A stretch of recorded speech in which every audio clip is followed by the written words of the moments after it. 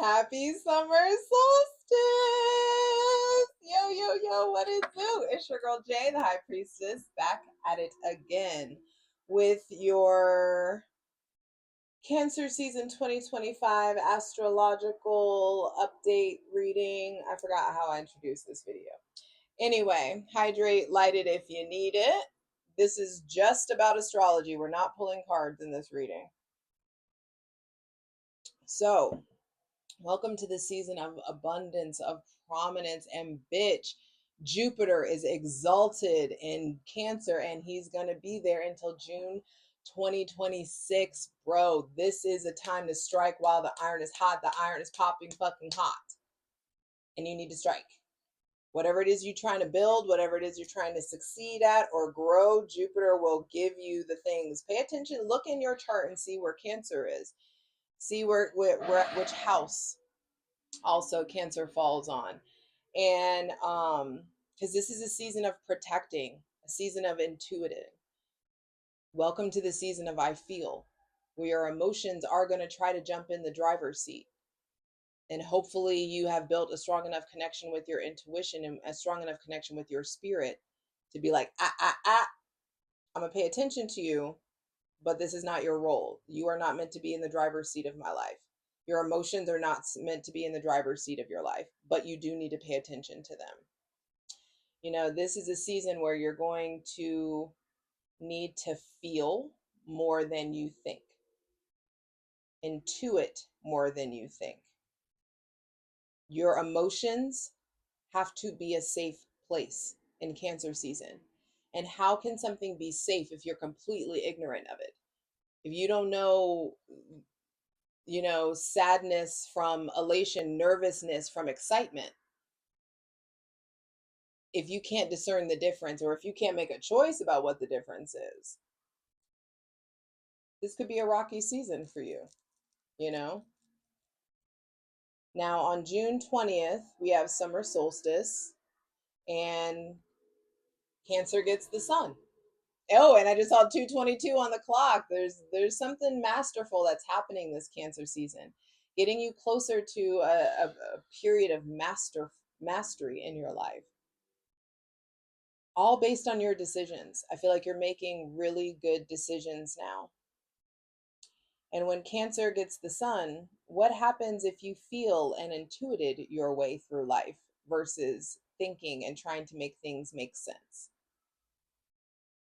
For fucking science at this point, what happens if you just let yourself feel or intuit your way through life? And now, feeling your way through life does not equate to letting your emotions take over everything. That's not the same thing. Okay. On June 25th, we have the new moon in Cancer. And I wrote, what do you need to harness your magic into? Is it High Priestess energy or Chariot energy? Both of those are Cancer cards. And damn, I just saw 333. So the new moon in Cancer is going to be a magical one. I feel like it's a great one for co-creation, co-creating with the God of your understanding. There's something there around like, are you trying to get deeper into High Priestess mode or do you need to be in Chariot mode? If you don't know the difference, do a little research. Learn more about the tarot. That's what I'm here to. Yeah, I'm here to teach you, but you guys, take responsibility for some of your own education.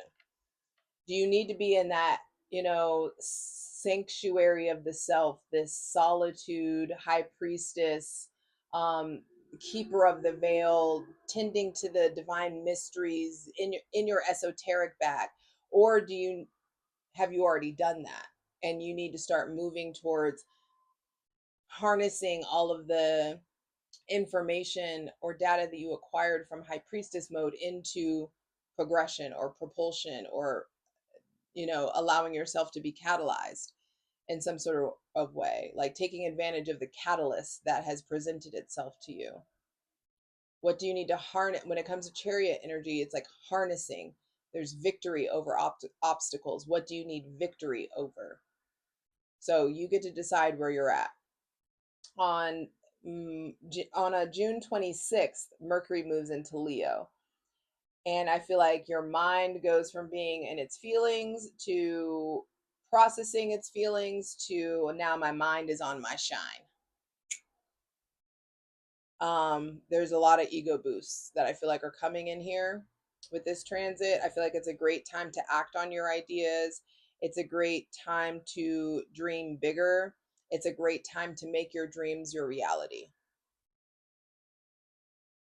Leo is the heart. Leo is the sign of I will. And so the planet of the mind going into the sign of the heart, I feel like you can get some great shit done. You can initiate some stuff that you can initiate, accomplish, or complete some stuff that like you didn't think that you could do on your own. Some of you with Mercury and Leo, I do feel like there are important conversations or aha moments or awarenesses that are coming in about your father or about masculinity or about romance or the kind of partners that you pick. There could just be some awareness that comes in, some dots that connect when Mercury enters Leo.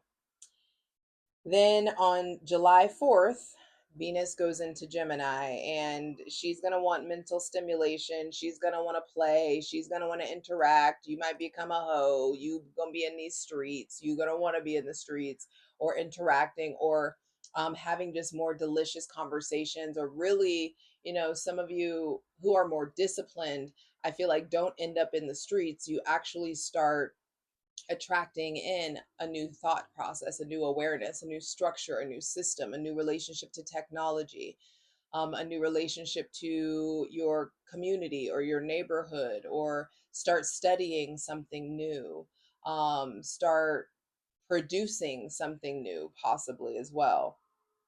That same day on July 4th, Neptune fucking retrogrades in Aries. I'll do a separate video, but I do feel like the veil is being lifted. I love a Neptune retrograde. It's like the rose colored glasses get broken, shattered, everything that you needed to see, you're able to see everything for as it truly is. And so I feel like the veil gets lifted after July 4th. You're going to see who someone truly is. You're going to see their true colors. You're going to understand what you're working with, who you're working with, what you're dealing with, who you're in company of. So prepare for the illusions to be broken. I feel like they're already in the process of breaking. Come July 4th, there's like, oh, this is what we're dealing with. This is what the reality is. This is what's really going on. On July 7th, Uranus enters Gemini, baby. I know all this Taurus and Scorpios are rejoicing. And now it's the mutables turn. So Uranus going into Gemini, I feel like will bring an upheaval and a change and a rebellion within your mind and within your communication skills. Hydrate. Uranus and Gemini may have you way more slick mouthed than you ever were before. Way more problematic with your words, way more confrontational, way more inquisitive. There could just be a shift with people that have Gemini or Aquarius placements, Taurus placements. There is just something here around I don't communicate the way that I used to anymore. I feel like communication's about to get real cutthroat. Communication's about to get real direct or very flowery. The Lovers is the Gemini card. The Lovers is Mercury. The Lovers is the planet of the mind, right? So some of you, like, you learn how to sweet talk, you learn how to talk to people, you learn how to express or communicate or draw people in.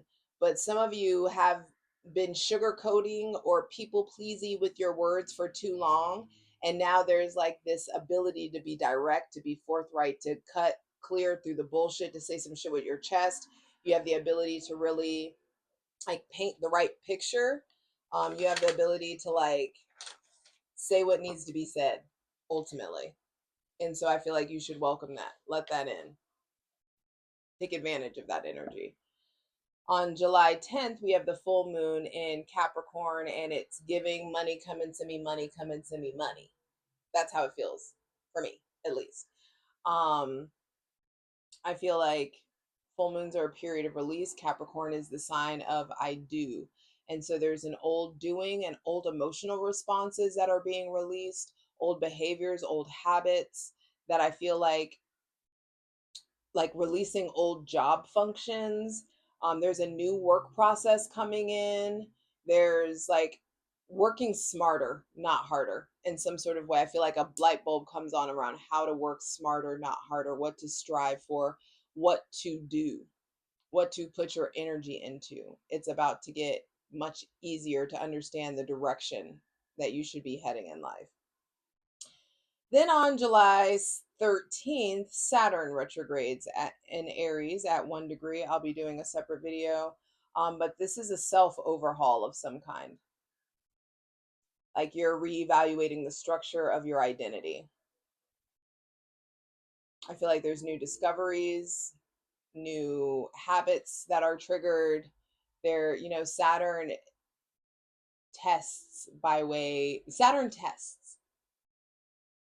And when Saturn is retrograde, I feel like he's like, show me your work. I just saw 11:11 on the clock. These things you've been wishing for, what work have you put into it?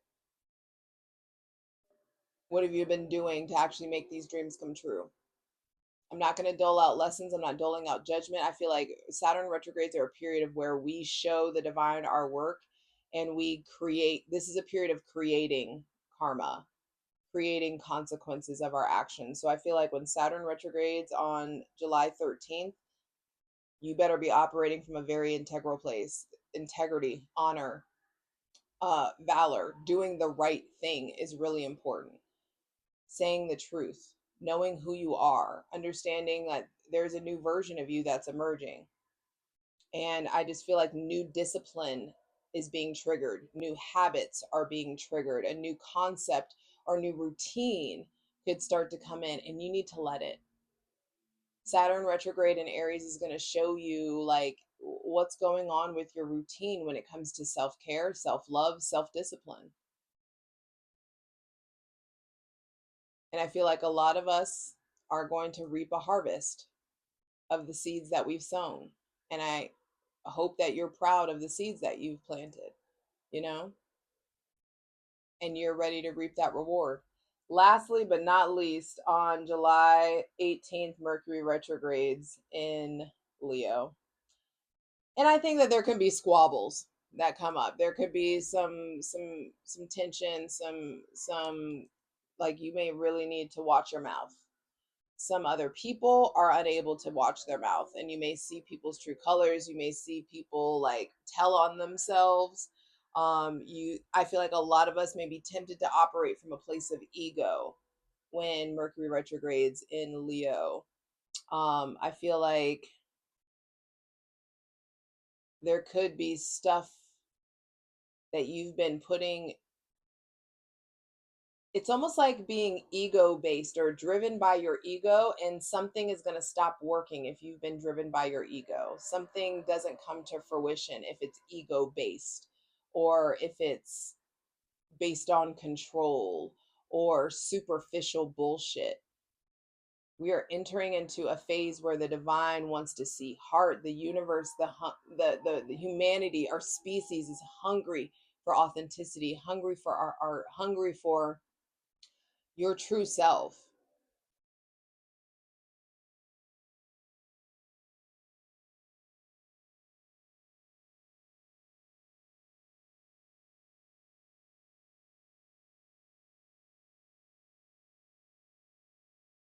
And it's giving like, if you don't love yourself, how in the hell are you gonna love somebody else? Mama Ru tried to tell us. I love you. You got this.